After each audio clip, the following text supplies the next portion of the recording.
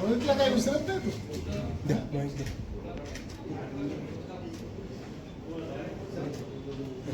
तर काय सांगाल आज तुमचा वाढदिवसानिमित्त विविध सामाजिक उपक्रमातून साजरा करण्यात आला, काय सांगायचं? आज 5 जून हा आपल्याला सगळ्यांना माहित आहे की जागतिक पर्यावरण दिन आहे आणि योगायोगानं माझा आज वाढदिवस सुद्धा आहे.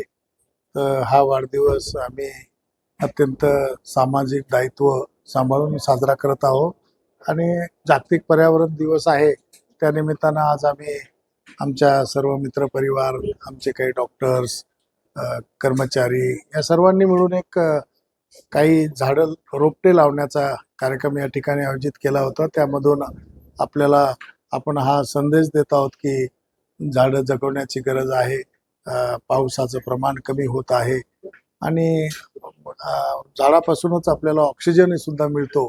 तर त्यामुळं झाडं आपल्या परिसरामध्ये असणं, संस्थेमध्ये असणं, बाहेर शेतामध्ये असणं किंवा गावामध्ये असणं. आपण जर दिल्ली असेल, हैदराबाद असेल, बँगलोर जर बघितलं तर त्या ठिकाणी झाडांची खूप मोठी संख्या आहे आणि त्यामुळं त्या ठिकाणी पर्यावरण एक संतुलित राहण्यासाठी, त्या ठिकाणचं तापमान कमी राहण्यासाठी त्याची मदत होते. तर या माझ्या वाढदिवसानिमित्त आज जागतिक पर्यावरण दिवसाचं महत्त्व ओळखून आपण सामाजिकदृष्ट्या हा वृक्षारोपणाचा कार्यक्रम हाती घेतलेला आहे.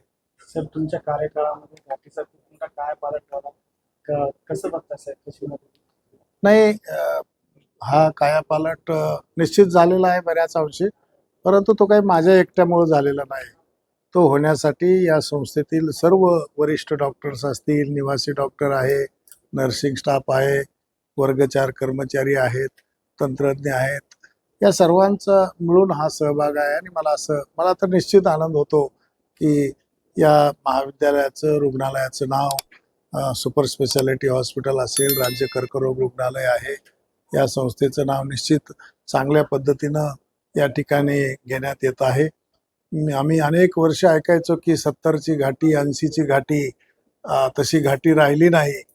आणि म्हणून हा जो एक लोक बाहेर आम्हाला असं बोलायचे, चर्चा करायचे, तर मला ती भूमिका माझ्या लक्षात आली की आपण या ठिकाणी रुग्णसेवेसाठी काम केलं पाहिजे, विद्यार्थ्यांच्या शैक्षणिक उपक्रम राबवण्यासाठी काम केलं पाहिजे, इथली स्वच्छता केली पाहिजे.